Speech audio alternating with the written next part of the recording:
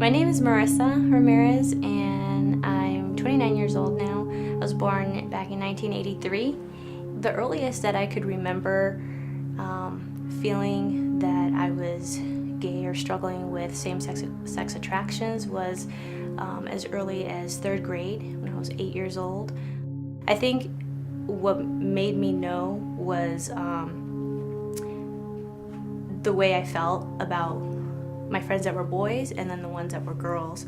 I used to play a lot with boys out on the playground, but I always wanted to compete with them. I always wanted to play soccer and sports with them. It was just me trying to, in a sense, mimic them. I wanted to be like them. Another thing that I think really affected me was the divorce of my two parents. They divorced when I was about 5, 6 years old. So at an early age, I started to already have or build anger or resentment towards my father and generalizing it towards men. Senior year came around, and I remember thinking at that time, okay, I need help. I need to talk to someone. So I told my best friend. She said that she wanted to stop being friends. She was afraid that I would come on to her or like hit on her or something, and so she ended the friendship.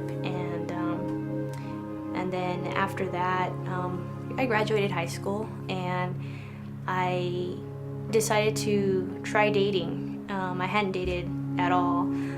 There was a young Christian guy who I had met through school.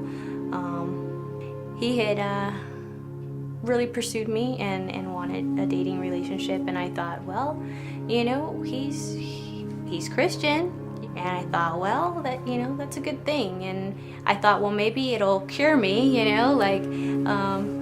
if I date him. And it turned out that he wasn't really Christian. I didn't know that just because someone says they're Christian doesn't really mean they're Christian. And he actually went and took advantage of me sexually.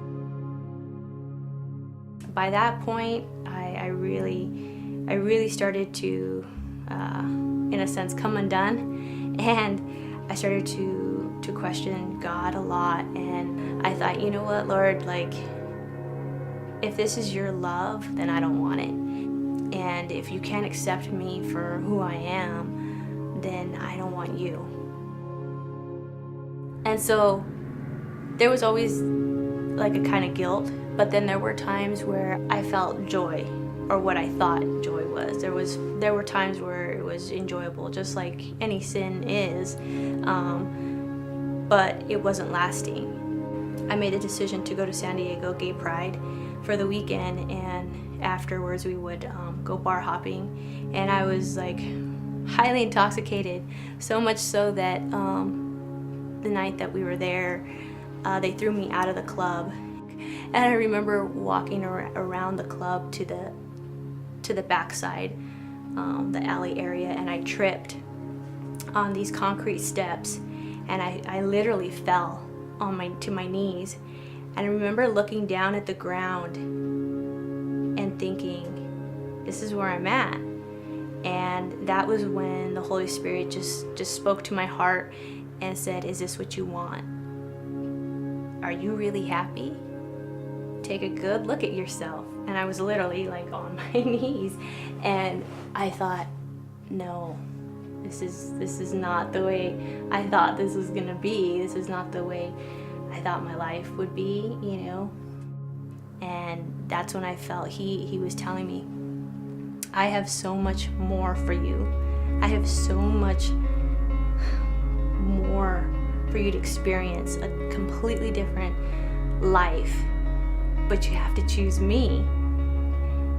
And so that was when I decided to surrender my life and live for the Lord. And I had to change my number, not talk to a lot of my old friends, people I thought were friends. So that was hard at first, but I decided to just trust God.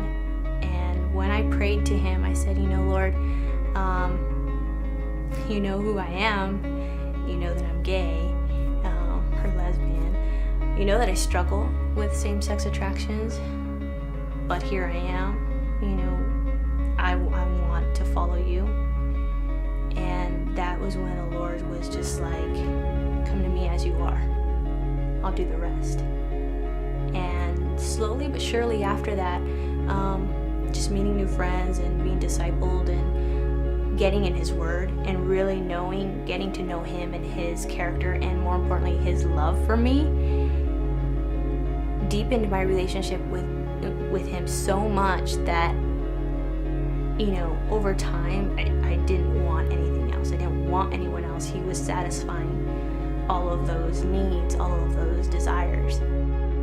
Like I said, now things are so different now that He has me so busy in ministry and like serving Him and witnessing to so many different people for Him, that I don't even think about those things. So I've just been abundantly blessed, and it's all been the Lord, And so I don't know, I get overjoyed.